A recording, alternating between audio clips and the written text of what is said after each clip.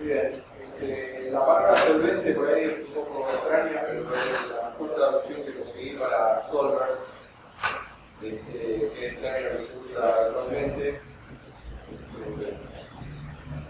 El Test Template Framework es una teoría, un método de testing basado en especificaciones formales, y como toda teoría de testing basado en especificaciones formales, la idea es que se generan casos de prueba para testear un programa mirando la especificación del programa. En lugar de mirar el programa, se mira la especificación del programa. Este es un método de mediados de los 90 que durante muchos años tuvo poca repercusión en el ambiente científico, básicamente porque se pensaba que en gran medida era muy difícil de implementar. El TTF utiliza lo que se llama especificaciones Z, y el lenguaje Z es un lenguaje que usa básicamente la lógica de primer orden con la teoría de conjunto de Samuel Frankel para especificar sistemas de software e incluso sistemas de hardware. Precisamente esa característica que utiliza el lenguaje de ese poder expresivo hace que muchas cosas efectivamente sean muy difíciles de implementar y de automatizar dentro del TTF. Nosotros a partir de 2007 comenzamos a implementar estas ideas en un desarrollo que actualmente se llama FASTES, y hemos estado trabajando en eso los últimos 4 o 5 años con resultados bastante prometedores. Hemos podido resolver varios de los problemas complejos que tiene trabajar en el TTF. La automatización del TTF en general podría uno dividirla en 9 pasos, o representarla con este grafo, con este diagrama que tienen acá. Esencialmente, la metodología parte ya de un modelo, una especificación del Z del programa. Y esa especificación normalmente se obtiene de los requerimientos del programa. Y lo primero que se hace es particionar el espacio de entrada que uno quiere testear, aplicando lo que se llaman tácticas de testing. Al particionar el espacio de entrada, se va armando un árbol de casos de prueba, un árbol de pruebas, de tests. Luego hay que podar el árbol porque muchas de las hojas y los nodos son insatisfacibles, o sea, son tests imposibles de hacer en el programa. Luego se generan casos abstractos, que son casos de prueba en el mismo lenguaje que la especificación, o sea, son casos de prueba escritos en el lenguaje Z, y luego se refinan los casos para que estén a nivel del programa, se ejecuta el programa sobre esos casos de prueba, se captura la salida del programa, se abstrae la salida para que vuelva a estar a nivel de Z, y entre los casos abstractos, más la salida abstracta, más el modelo, se determina si se ha encontrado o no un error en el programa. Nosotros tenemos implementada la mayor parte de este ciclo a escala de prototipo, de prueba de concepto, de herramienta experimental, digamos, pero básicamente lo que hemos podido probar es que es factible automatizar el TTF tanto como casi cualquier otro método de testing basado en el modelo, y sobre todo que permite especificaciones muchísimo más generales que los otros métodos. Más que nada por el poder expresivo de Z, no por algo específico del TTF. Yo no voy a mostrar todo el ciclo voy a concentrarme en una parte muy específica de ese diagrama. Digamos, el punto de partida sería particionar el espacio de entrada, que se considera cada una de las operaciones de una especificación Z. A partir de la especificación de esa operación se puede calcular el espacio de entrada general, completo, el total, y se aplica una táctica de testing que resulta en una partición de ese espacio de entrada, como pueden ver ahí en distintos conjuntos. Cada una de esas particiones está dada por un predicado de Z. Está caracterizada, cada uno de los miembros de la partición está caracterizado por un predicado Z. Luego se puede aplicar otra táctica de testing, lo que produce en algunos de los miembros de la primera partición otra partición más, y eso se puede continuar y continuar y continuar particionando cada vez de manera más fina una parte o todo el espacio de entrada. Cada vez que se hace una nueva partición, lo que se hace es básicamente conjugar un predicado al predicado que ya estaba, con lo cual, en definitiva, cada miembro de la última partición es básicamente una conjunción de predicados atómicos de Z.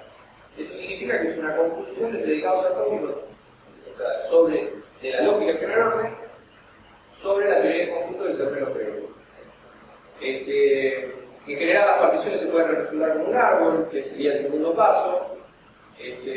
Los casos de prueba, en definitiva, se obtienen solo sobre las hojas de ese árbol, de ese arma, que sería aquellos miembros de las particiones que tienen la conjunción de todos los predicados que uno va a ir sumando. Y a las hojas del árbol se les suele llamar condiciones de prueba, especificaciones de prueba, o cambiando prueba por test, o clases de prueba, también tienen un montón de nombres. Para los que no conocen el Z, les muestro una especificación, tampoco la voy a explicar demasiado, simplemente para que vean de qué tipo de lenguaje estamos hablando. Es decir, es un lenguaje, como les decía, basado en lógica de primer orden, que tiene mucho uso de la teoría de conjunto de Cervelo-Frenkel.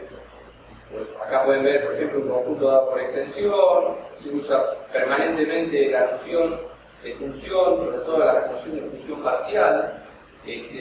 Luego están definidos los operadores clásicos para trabajar con funciones como dominio, rango, la aplicación de una función a su momento, antirrestricción de dominio, antirrestricción de rango, hay cantidad de operadores.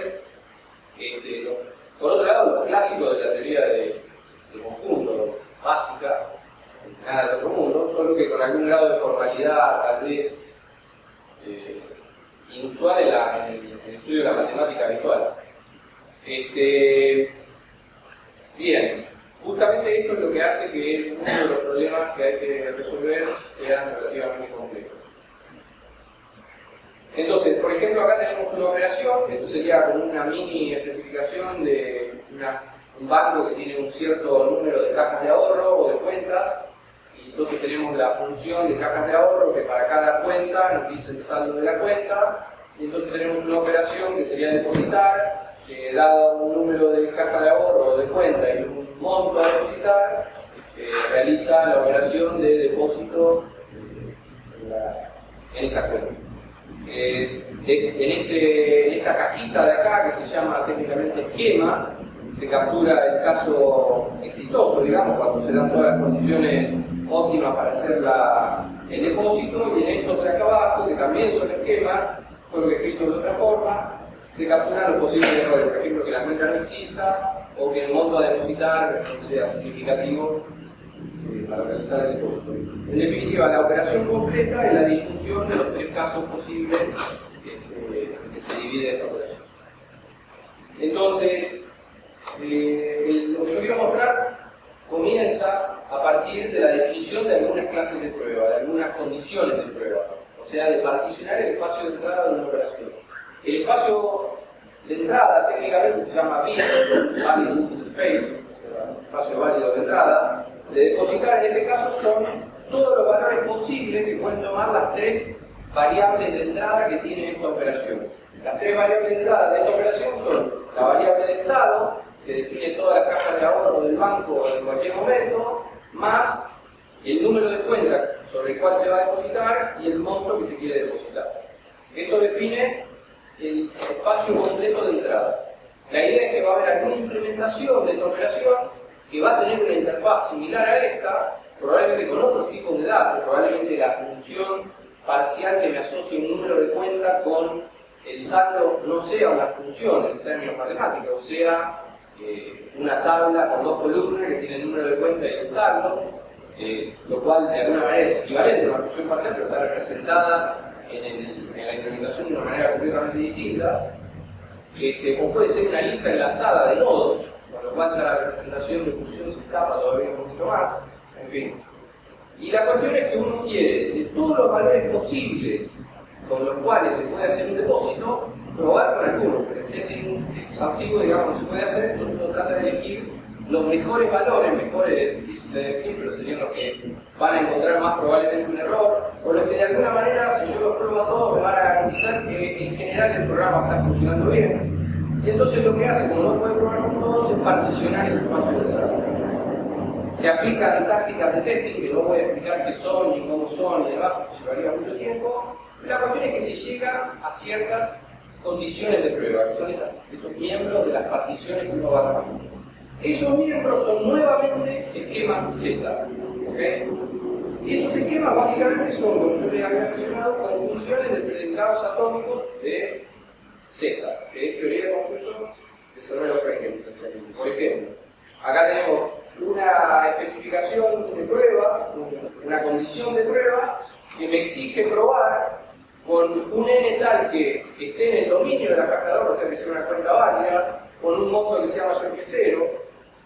Se espera que el conjunto de cajas de ahorro sea distinto de vacío, que por ahí ya teniendo este predicado sería redundante decirlo, que si n está en el dominio, porque la función es distinta de vacío.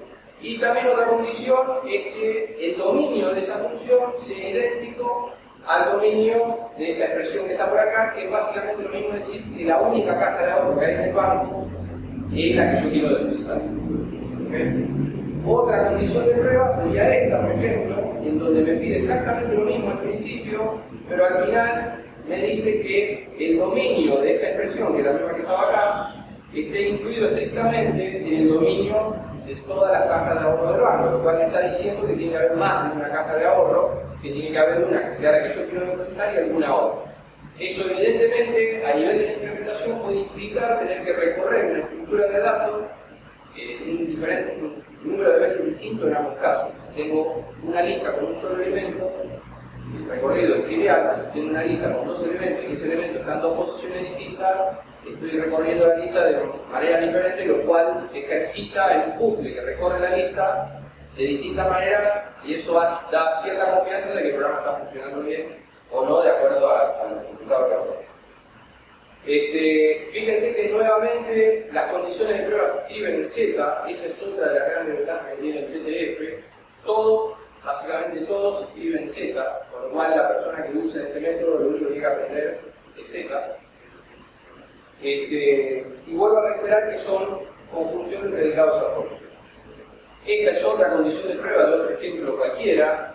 La pongo acá, digamos, para que vean el grado de complejidad que puede tener. Por ejemplo, acá hay que buscar un número que sea más grande que 1.000.000, ¿sí? Para poder testear eso.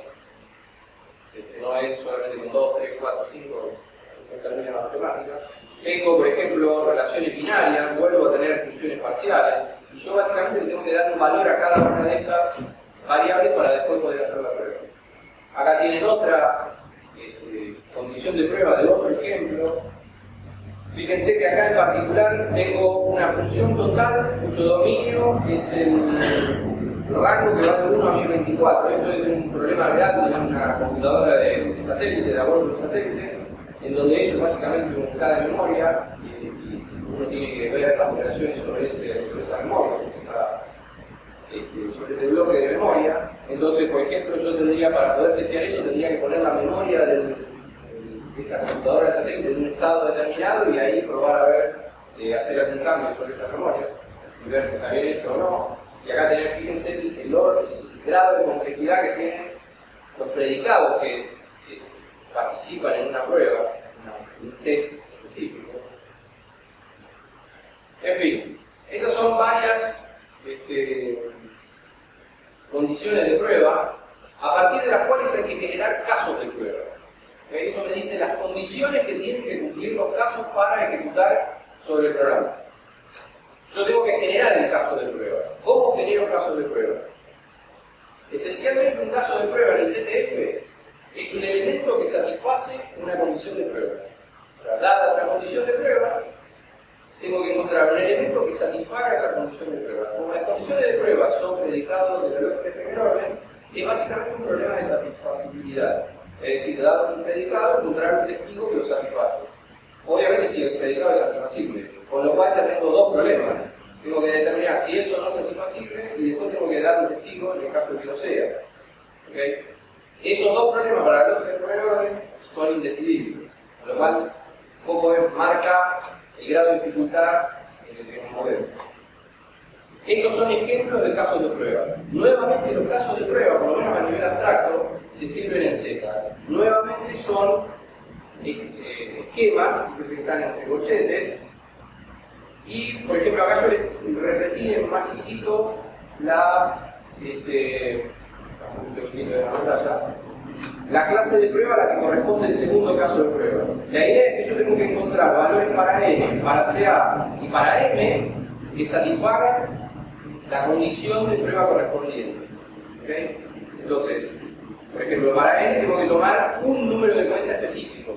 No me alcanza con decir cualquier número de cuenta. Tengo que dar un número de cuenta, porque después yo tengo que escribir esa entrada en el programa. ¿Okay? Escribirla entre comillas no quiere decir que la escriba a mano. La idea es que se automatice. Pero tengo que darle una entrada completa al programa. No puedo decir un número de cuenta. Me tiene que decir el número de cuenta 1, el número de cuenta 1/4/5, lo que sea. Me tiene que dar el número de cuenta. Necesito también un valor para el conjunto de cajas de ahorro que tiene el banco en ese momento y un valor para depositar en la cuenta. En este caso, depositar un peso, desde el punto de vista de testing, en principio daría lo mismo que depositar 1 millón. No es exactamente lo mismo porque uno puede haber representado ese entero de la cantidad de dinero que se deposita con una determinada cantidad de bytes, a lo cual un número muy grande lo desborda y hay que ver si el programa está preparado para eso o no. ¿Okay? Pero eso va un poquito más allá de lo que me alcanza para mostrar en esta charla. Entonces, concretamente, acá me están pidiendo, en esta clase de prueba, me estaban pidiendo, yo ya la mostré en esta clase de prueba, pero la repito, me estaban pidiendo que la caja de ahorro del banco sea más grande que la caja de ahorro que yo quiero depositar. O sea, que haya alguna caja de ahorro más de la que quiero depositar. Y fíjense que acá CA me está diciendo que tiene que ser un conjunto con 2 elementos. Este par ordenado que relaciona un número de cuenta con su saldo y este par ordenado que relaciona otro número de cuenta con su saldo. ¿Okay? Y además, el número de cuenta en el cual tengo que depositar tiene que ser uno de los 2 números de cuenta que está en el banco en ese momento, que es CTA2 y el monto de depositar. Como hay condiciones de prueba no satisfacibles, una de las actividades que hay que hacer antes de intentar generar los casos de prueba es ver si se pueden sacar las condiciones de prueba que son insatisfacibles. ¿Okay? Eso es lo que se llama técnicamente, por lo menos acá dentro del método, poda del árbol de prueba. ¿Okay?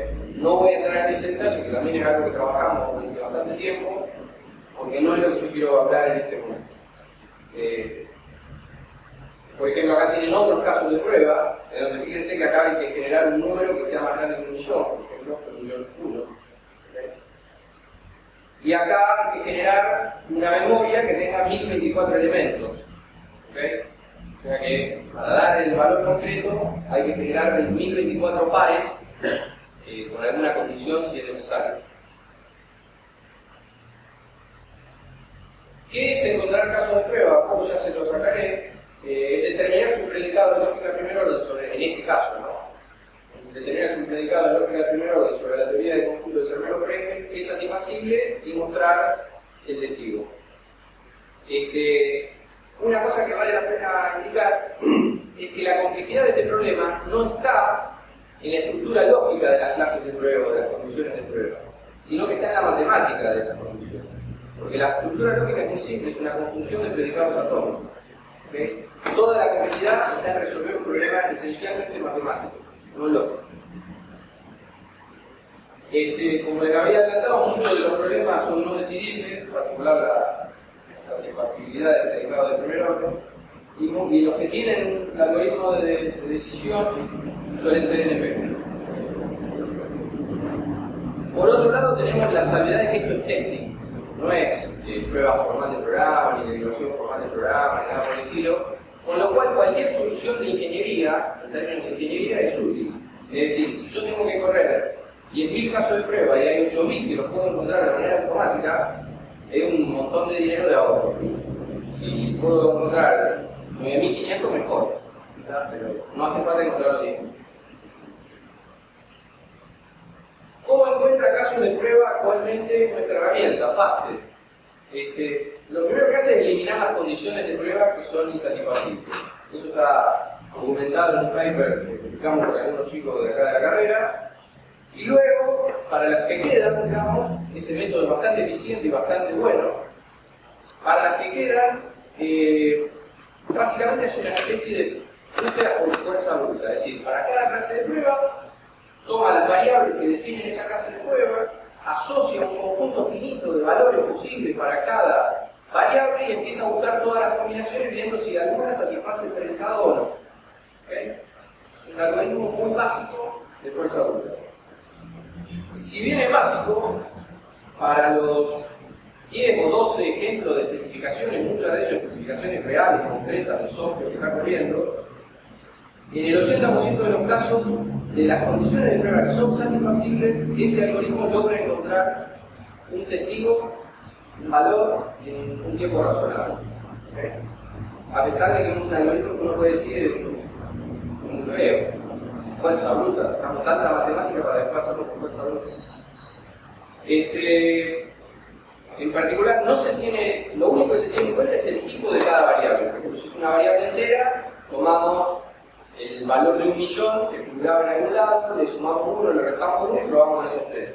Si es una variable, eso que es una función parcial, bueno, agarramos unos cuantos pares de distintas formas, con distintas heurísticas y probamos con eso.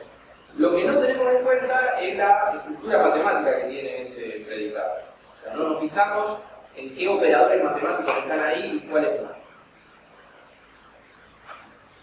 La pregunta que nos hicimos siempre era si esto era lo mejor que había, siempre intuimos que no era lo mejor que había. Ahora lo sabemos con certeza que no es lo mejor que había. Cuando empezamos no había nada mucho mejor que esto, o por lo menos no lo pudimos encontrar en su momento, en 2007. Hoy las alternativas generales que hay son lo que se llaman solventes SMT, o en inglés SMT solvers, y los solventes de restricciones o constraint solvers. Hay otra clase de solventes que serían los solventes SAT, que no sirven para este problema. Cuando empezamos con FASTEC, los solventes SMT recién empezaban a aparecer, estaban los primeros prototipos.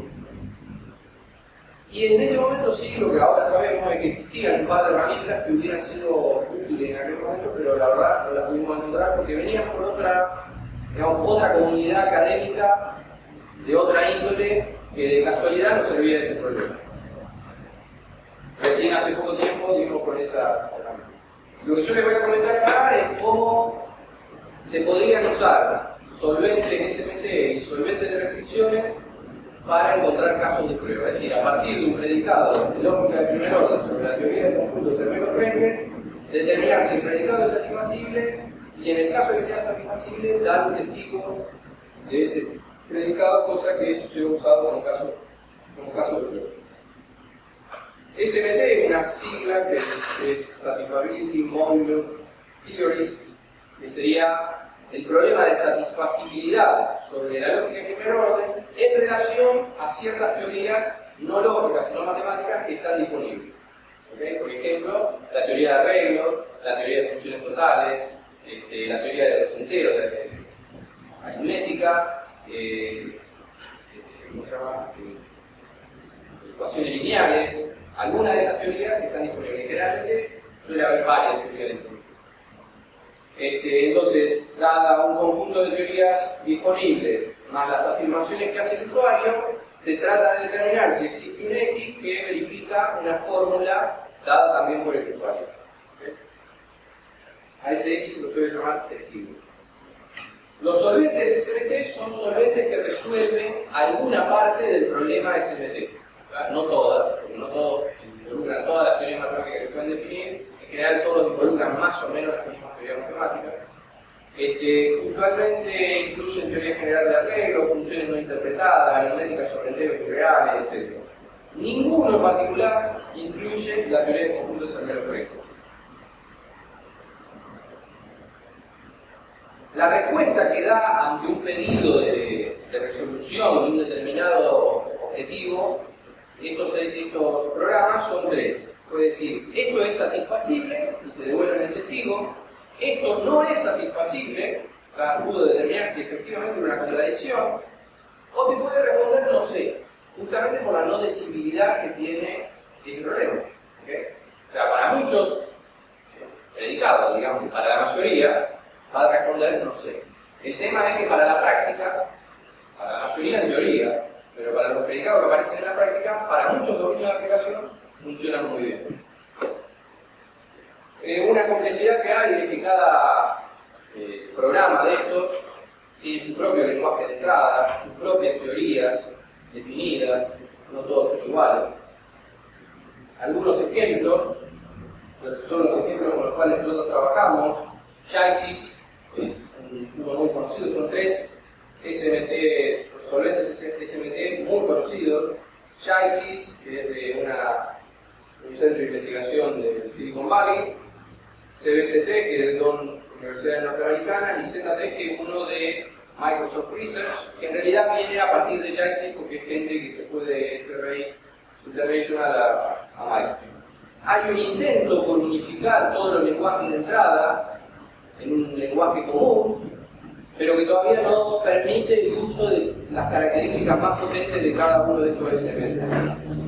Yo les voy a mostrar en particular lo que hicimos con el primero de ellos, con JAISYS, que es un solvente SMT que tiene un montón de teorías, como pueden ver, disponibles: funciones interpretadas, aritmética lineal real e entera, tipos escalares, tipos recursivos, vectores de Lie, acepta cuantificadores, o sea, fórmulas con cuantificadores universales o existenciales, expresiones lambda, subtipos, tipos dependientes, es muy potente. ¿Qué quiere decir encontrar casos de prueba con JAISYS? Lo que tenemos que hacer es básicamente agarrar una condición de prueba que está escrita en Z y traducirla al lenguaje de entrada de JAISYS. ¿Okay? La primera pregunta es si es posible, porque la teoría, o sea, condiciones de prueba de Z son condiciones de lógica de primer orden sobre Zermelo-Fraenkel, y esto no soporta Zermelo-Fraenkel. Entonces, ¿es posible de alguna manera codificar Zermelo-Fraenkel en alguna de las otras teorías que tiene disponible JAISYS? Para eso, la idea es construir lo que se llama en inglés un shallow embedding, yo lo traduje como traducción superficial. Y una vez que se tiene esa traducción, como la idea mía es encontrar, la idea del proyecto es encontrar un caso de prueba, y JAISYS determina la satisfacibilidad de una fórmula, entonces si yo puedo traducir eso a JAISYS me va a decir si es satisfacible o no y me va a devolver el testigo.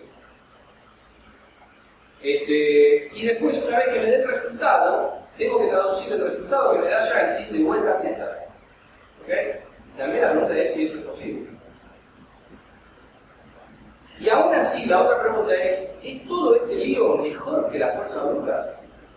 ¿Qué quiere decir que sea mejor? Y el criterio básicamente es que pueda encontrar más casos de prueba en menos tiempo. ¿Okay?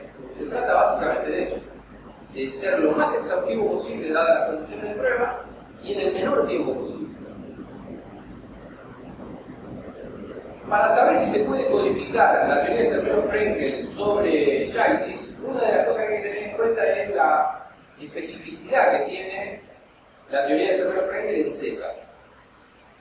Y uno de los problemas fundamentales con los cuales se enfrentan prácticamente todas las herramientas de verificación formal, o inclusive, por ejemplo, PBS, muchas de ellas, excepto tal vez Alcohol, es que es muy difícil de representar las funciones parciales, tal cual están definidas en Z.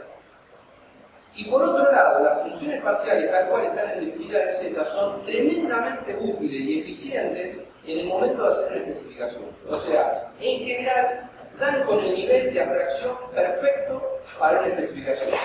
No son ni demasiado abstractas ni demasiado concretas. ¿Okay? Entonces es útil, por un lado, seguir especificando en Z o con algo parecido a Z, y por otro lado nos enfrentamos a un problema técnico que es muy difícil trabajar con esas especificaciones formalmente. Por ejemplo, lo que tiene Z es básicamente definir las relaciones binarias como el conjunto de partes del producto cartesiano de dos tipos cualquiera.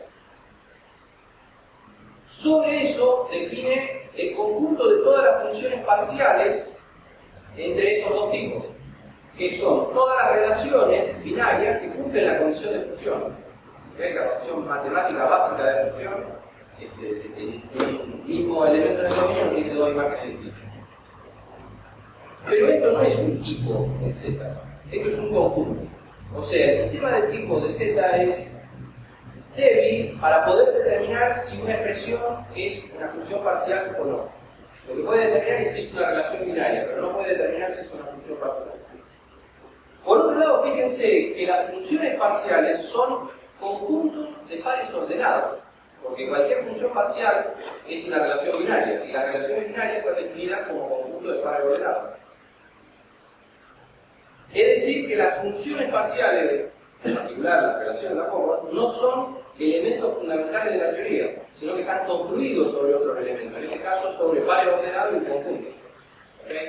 Eso es, en general, es distinto a todas las herramientas de verificación formal que hay, porque las que trabajan con funciones normalmente trabajan con funciones como elementos básicos de la teoría. Es decir, las funciones no se definen sobre algo, son básicas, están dadas. Por otro lado, en Z las funciones tienen, bueno, ya lo expliqué, tienen dos características, dos formas de verlo. Son conjuntos de pares, pero también son funciones, es decir, yo tomo uno de estos conjuntos y le puedo aplicar un argumento y me tiene que dar el resultado. O sea que funcionan como conjuntos de pares y como reglas de cálculo. Y en Z esa dualidad se usa permanentemente. ¿Okay? Y es muy útil a la hora de especificar sistemas de software. Pero Maxi, es bastante frágil porque uno hace operaciones con conjuntos y ¿qué garantiza que siga haciendo función? No del todo. Tenés que hacer alguna prueba sobre ello. Es decir, el type checker te va a decir que está todo bien y vos lo que hacen algunos type checkers es detectar esa posible aplicación errónea o esas posibles definiciones y te generan una obligación de prueba. Y vos deberías descargarla para asegurarte que está bien. En COP, por ejemplo, vos no podrías escribir esto, pero también es muy difícil de especificar funciones parciales. Tremendamente difícil. En realidad, cuando la lográs especificar, COP olvidate que no te sirve. O sea, está trabajando con una parte de COP que no es la más útil de prueba. ¿Cómo hacemos para representar funciones parciales en JAISIS? En primer lugar, JAISIS tiene funciones, pero son totales. ¿Okay? El manual de JAISIS te sugiere definir funciones parciales mediante tipos dependientes y subtipos. O sea, le tira todo lo que tiene encima.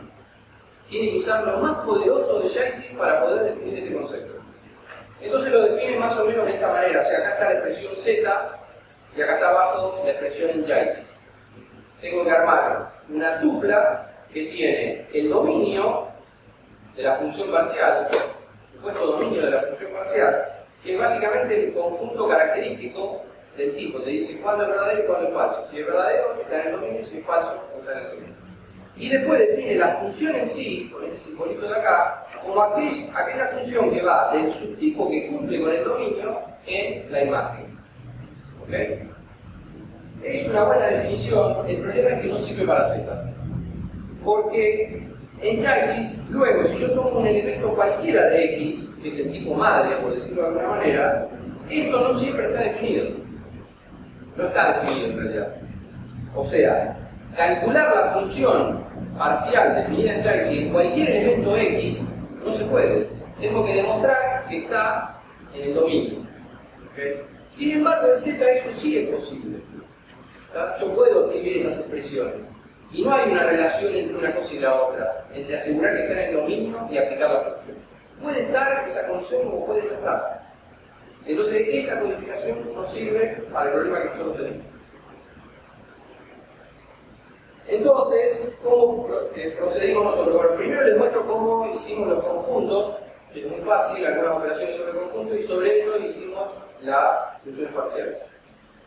Para definir conjuntos lo definimos como la función característica, es decir, tomamos el tipo del conjunto y vamos a un, y eso cuando es verdadero significa que pertenece al conjunto y cuando no pertenece. Un problema que tiene, por ejemplo, todas estas herramientas es que en general no soportan tipos polimórficos.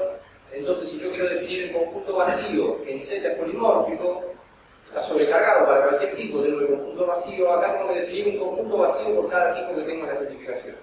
Entonces, por ejemplo, el conjunto vacío de tipo X, en Z eso no se dice, no hay que decir el tipo.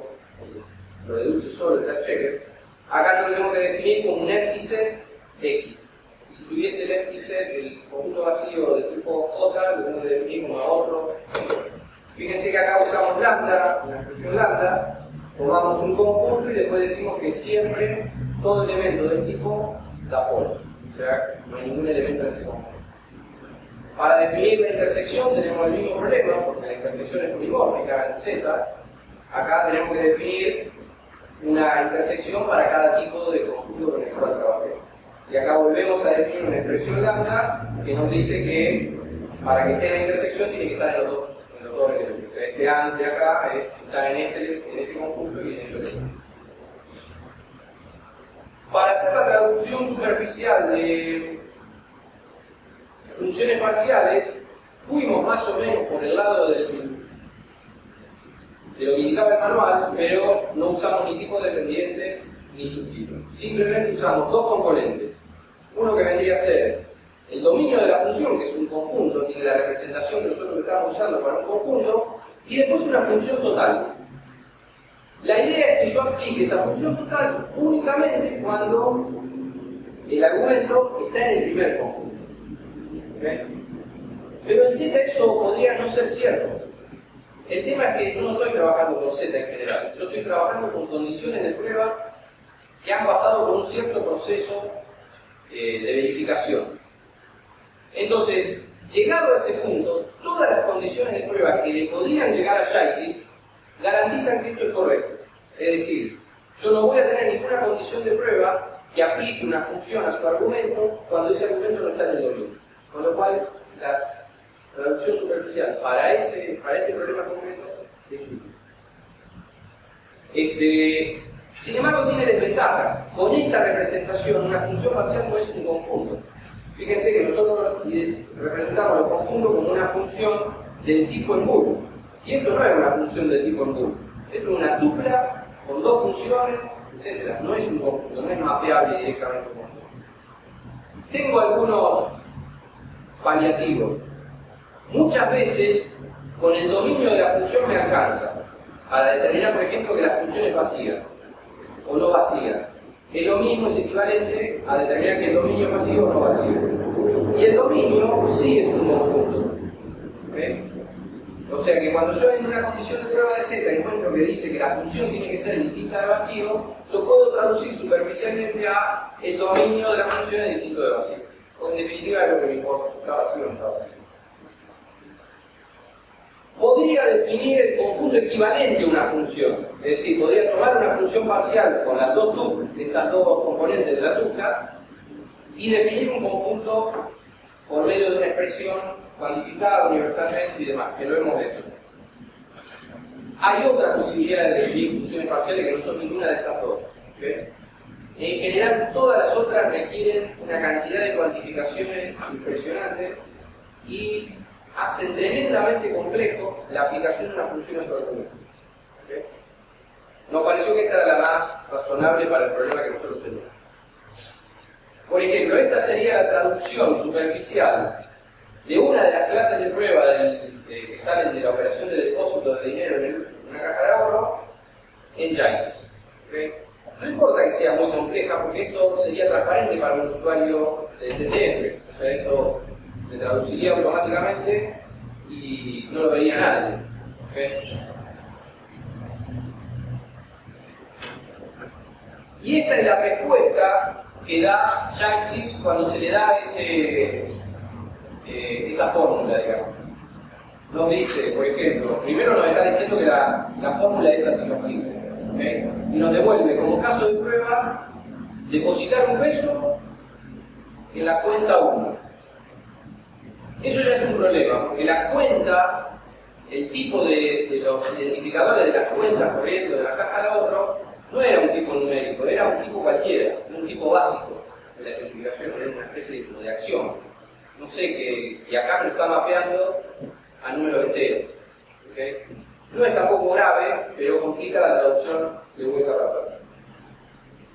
Y segundo, fíjense que para darme el valor de las cajas de ahorro que tiene el banco, no me da exactamente la función, me dice qué hay en el dominio. ¿Ok? me dice que la caja de ahorro identificada con el 1 está en el dominio, porque es true acá, y la caja de ahorro identificada con el número 2 también está en el dominio. Me está devolviendo bien, porque yo le pedí que me dé un conjunto de cajas de ahorro que tenga 2 o más elementos. De alguna manera me está dando, pero no me está dando el valor concreto de la caja de ahorro, porque no me dice cuál es la imagen. Solamente me dice que en el dominio está este punto y en el dominio está este otro punto, pero no me dice qué imagen le corresponde. En realidad, en este caso, no es importante, porque lo único que importa es que haya 2 cajas de ahorro, no importa qué valor hay en el saldo. Da lo mismo, entonces tampoco es grave, porque yo en la traducción para atrás lo puedo resolver. Si no me dice cuál es, con cualquier número. ¿Okay?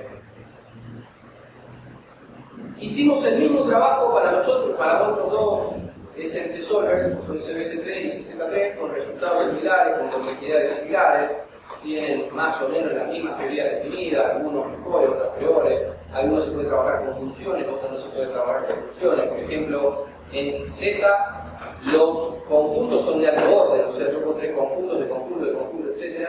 Y eso hay que mapearlo en una estructura de datos en el lenguaje objetivo que sea también de alto orden, y no todos los lenguajes, todas las estructuras matemáticas son de alto orden. Por ejemplo, en Z3 las funciones no son de alto orden, entonces hay que usar arreglos, que sí son de alto orden. Igual la teoría general de arreglo es isomorfa a la teoría de funciones no interpretadas, o sea que tampoco es nada de todo. Pasamos ahora a la otra categoría de herramientas que son los solventes de restricción. Son herramientas que resuelven un problema similar, pero los trata otra comunidad. ¿Está? Los SMT Solver vienen del área de formal method, o sea, de métodos formales, digamos, de gente que puede uno pensar que salió de Z, de B, de COC, de todas esas áreas. Los solventes de restricciones los trata la gente que viene del Prolog, del lenguaje de programación lógica. Otra comunidad prácticamente distinta, no hay mucho contacto con ellos. Cuando nosotros buscamos herramientas, las buscamos por el lado de los SMT Solver y en ese momento no encontramos nada. Y de mucho tiempo después nos dimos cuenta que la gente trabajaba con cosas muy similares. De estos probamos 2 en particular, uno que se llama ProB o ProB, que es una herramienta que está muy desarrollada en la Universidad de Düsseldorf. Incluso hay una pequeña empresa que brinda servicios sobre esta herramienta. Es una herramienta que hace muchas cosas. Una de esas cosas puede ser útil, es útil para generar casos de prueba en nuestro problema. Esta herramienta se llama ProB porque trabaja por Prolog y B por el lenguaje de especificación B, que tiene una matemática prácticamente igual a la matemática de Z. De hecho, fue creado por la misma persona con la misma idea. Dentro de los componentes de ProB hay un componente muy específico que ellos le llaman calculadora lógica, que básicamente le das una expresión y te devuelve el resultado. Si esa expresión tiene más de un resultado, te devuelve uno cualquiera. O sea, funciona como un resolvedor o un solvente de operación. Por ejemplo, este es el lenguaje de entrada de ProB. Es muchísimo más similar, increíblemente más similar a Z. Por ejemplo, tengo funciones parciales. ¿Está? Tengo conjuntos. Tengo el dominio. Tengo todas las relaciones de conjunto y operaciones de conjunto del desarrollo Frenkel habituales. La única complejidad que podría tener es que los tipos básicos hay que mapearlos todos en un tipo general string que sirve para cualquier tipo, digamos. Pero tampoco es grave eso. El caso de prueba que devuelve es lo que nosotros estábamos buscando. Por ejemplo, acá me devuelve claramente que la función que mapea el número de cuenta con el saldo tiene que tener 2 elementos. El primer elemento es str1 con el 0, el segundo elemento es str2 con el 0. Me dice que tengo que hacer el depósito en str1 y que tengo que depositar los pesos. ¿Okay?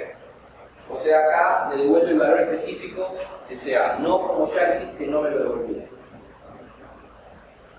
Luego dimos con otra herramienta que a mí me interesa muchísimo más, que se llama setlog. Se escribe de esa manera estrambótica, se pronuncia setlog. Es un lenguaje de CLP, que es Constraint Logic Programming, que es esa área de Prolog que digo, implementa las formas básicas para definir conjuntos, que se pueden definir conjuntos por extensión y comprensión, lo que se llaman conjuntos intencionales. Tiene conjuntos aliados, es decir, lo que podría ser conjuntos de alto orden, conjuntos que tienen conjuntos como elementos. Tiene conjuntos parcialmente especificados, que son conjuntos en los cuales algunos de sus elementos en realidad son variables. ¿Está? Por ejemplo, un conjunto de enteros, yo puedo tener el conjunto formado por el 1, el 2 y el 3, pero también puedo tener el conjunto formado por el 1, el 2 y x, donde x es una variable de tipo entero. ¿Okay? No es lo mismo eso que el 1, 2 y el 3, porque hay que saber cuánto vale x. Define las operaciones de Zermelo-Fraenkel, las habituales, y como cualquier CDP, cosa que he estado aprendiendo en el último tiempo, hace dos cosas. Determina el resultado de una expresión constante. Si yo le paso una expresión constante de la teoría de conjuntos, me dice cuál es el resultado. Por ejemplo, la unión de este conjunto con este conjunto da esto. ¿Está? O me dice si es verdadera o falsa esa unión respecto de la solución que yo le doy. Pero también, si la expresión incluye variables libres, le encuentra valores a esa variable que satisfagan el predicado. Obviamente es incompleto, no siempre, porque es un problema no decidible. ¿Okay? El punto está en cuánto me encuentra y cuánto no para los problemas reales, no si es decidible o no. Si hay más de una solución, te va a dar una por una. Vos le vas a pedir, te da una, te pregunta si querés otra, sí, te pregunta si querés otra, y así sucesivamente. Las fórmulas pueden incluir conjuntos, enteros, listas, una variedad importante de estructuras de datos, las cuales son normales en Prolog y en los CLP que trabajan sobre Prolog, pero no son comunes los conjuntos de los CLP, y menos los conjuntos con estas características que están acá en rojo. En general, los CLP de conjuntos que es sobre Prolog no cumplen alguna de esas dos condiciones. O no tienen un conjunto validado, con lo cual ya no nos serviría para Z, o no permiten conjuntos parcialmente especificados, con lo cual tampoco nos serviría para lo que yo propongo. Esto es un desarrollo hecho en Prolog por un colega que se llama Gianfranco Rossi de la Universidad de Padua. Por ejemplo, acá tienen dos o tres ejemplitos de lo que hace setlog. Esto inters es la intersección, es un predicado que me dice si este último es igual a la intersección de estos dos. ¿Okay? O sea, la intersección entre A, B, C y DC, D, E, C, F es C o no. En este caso, sí. Si me responde, sí. Ahora, si yo le dejo el Prolog, cosa que también aprendí, las constantes empiezan con minúscula y las variables empiezan con mayúscula. ¿Okay? O sea que acá cuando vean una letra en mayúscula es una variable, las otras son todas constantes. Acá yo no le estoy diciendo cuál es la intersección de estos dos conjuntos, quiero que él me diga cuál es la intersección de los dos conjuntos. No que me responda si está bien o está mal, sino que me diga él cuál es la intersección de los dos conjuntos. Entonces, lo mismo que estaba en el primer ejemplo, solo que ahora el tipo me devuelve S, que es igual al conjunto C. Por ejemplo, acá puedo poner algunos elementos del conjunto como variables. X puede tomar cualquier valor, acá también. Obviamente hay transparencia referencial, X es el mismo en todos lados, y aparte no le digo cuál es la intersección. Y me devuelve que, bueno, X puede ser D, Y puede ser A, y S puede ser D, A. O sea, es una de las soluciones posibles, hay cantidad de soluciones. ¿Sí? Es una de las soluciones posibles, no todas las soluciones. Me devuelve la cosa. Pero para el problema que yo necesito, con una me alcanza. Yo necesito un caso de prueba que me diga cuáles son los valores que tengo que probar y que sea correcto, que sea una solución, ¿verdad? Puedo hacer cosas más complejas, como por ejemplo pedir la intersección de algo, pero además pedir que las variables cumplan condiciones aritméticas. Por ejemplo, acá X e Y tienen alguna relación de orden y le digo a Y que no puede estar en este intervalo. No puede ser un número entre menos 5 y 10. En ese caso me devuelve, pero también me devuelve lo que se llaman restricciones irreducibles, que son cosas que no determinan con valores en términos de igualdades, sino que te dice, bueno, esto no puede ser esto, no puede ser esto, no puede ser esto y no puede ser esto. En principio, setlog no soportaba funciones parciales y toda la matemática asociada a ello, que es muy importante en Z. junto con Rossi extendimos esto de manera tal que ahora es posible codificar Z. Por ejemplo, definimos un predicado que determina si una estructura es una función parcial o no. ¿Vale? Definimos el dominio de las funciones parciales con funciones recursivas y pattern match y demás. Definimos la aplicación de una función a su argumento, todo en formato de predicado y varios otros más que no viene al caso mostrar en la charla.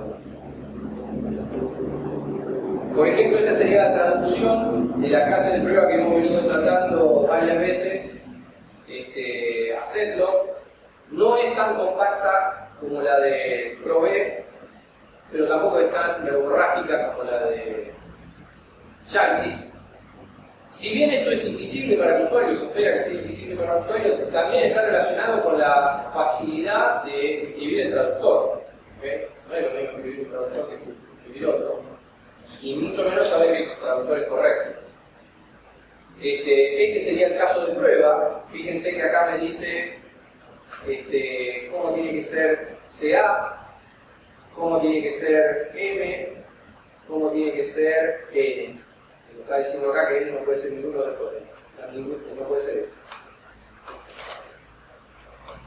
Primero, me devuelve un valor concreto para CA. ¿Okay? Y segundo, me está dando más datos de lo que yo necesito. Me devuelve ciertas cosas que no son importantes. Pero de última, no es importante eso, porque yo sé lo que tengo que traducir para el otro lado. ¿Cuál es la mejor de todas estas herramientas? De las 5 que nosotros hemos probado. Para eso hicimos un análisis empírico. Tomamos 68 condiciones de prueba que la fuerza bruta no podía determinar si eran satisfacibles o no, pero que nosotros sabemos por inspección manual que son satisfacibles. Leímos el predicado y dijimos que el predicado es satisfacible. Y hicimos la traducción a cada uno de los lenguajes de entrada de esta herramienta para ver cuál descubría más y en menos tiempo. ¿Okay? Acá tienen los resultados finales. Sobre 68 de estas condiciones de prueba, por ejemplo, Chalsys descubre solamente 9 y lo hace en 2 segundos. CBC3 descubre 17, pero lo hace en casi 6 minutos. ¿Okay? Z3 descubre 9 y lo hace en 24 segundos. ProB descubre 40 y lo hace en 1 minuto. Y Setlock descubre 52 y lo hace en medio minuto. ¿Okay? No cabe duda de cuál es mejor. Ahí yo hice un pequeño índice para ver cuánto daba la combinación de tiempo y cantidad, daba mejor, pero no cabe duda porque Setlock es rapidísima y descubre un montón en caso de prueba. ¿Todas las que se pueden utilizar? No. ProB descubre algunas que Setlock no descubre. Sí. ¿Cómo saben que las especificaciones que usaron para generar un espacio de prueba no favorecen a uno u otra herramienta? Eran anteriores al uso de cualquiera de estas herramientas. O sea, cuando yo hice todos esos ejemplos, con todas esas clases de prueba, con todas esas condiciones de prueba y bla, bla, bla, yo ni sabía de esta herramienta. O sea que no, en principio no debería haber ninguna desviación para un lado o para el otro. Conclusiones. Según nuestros experimentos, Setlock es el mejor generador de casos de prueba para el TTF. Los solventes SMT son notablemente inferiores que los solventes de restricciones para este problema. Para otros problemas pueden ser superiores. Incluso hay problemas que los solventes de restricciones ni resuelven. Si yo sumase lo que hace actualmente la fuerza bruta de Hartley más lo que le da Setlock, tendría el 96% de las soluciones de todos los experimentos que tenemos nosotros. ¿Okay? Ya les digo, hay varios de esos que son especificaciones reales, no es que las inventamos nosotros para testear nuestra herramienta. Son requisitos reales sacados de lugares supuestamente neutros. Respecto a la pregunta que hacía Gustavo, efectivamente ProB resuelve algunos casos que Setlock no resuelve, aunque Setlock resuelve muchos más casos. Y en ese punto hay cosas para mejorar, claramente hay cosas para mejorar. Los tiempos de todos los solventes, excepto CBC3, son muchísimo mejores que la fuerza de bruta. ¿Verdad? Era así, por suerte. Lo que me llama la atención es que CBC3 es realmente. Fuerza bruta del coste inferior. Sí.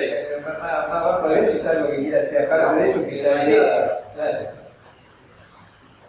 Bueno, hay varias publicaciones que tenemos, algunas que están publicadas, otras que están en evaluaciones, congresos o en revistas sobre estos resultados.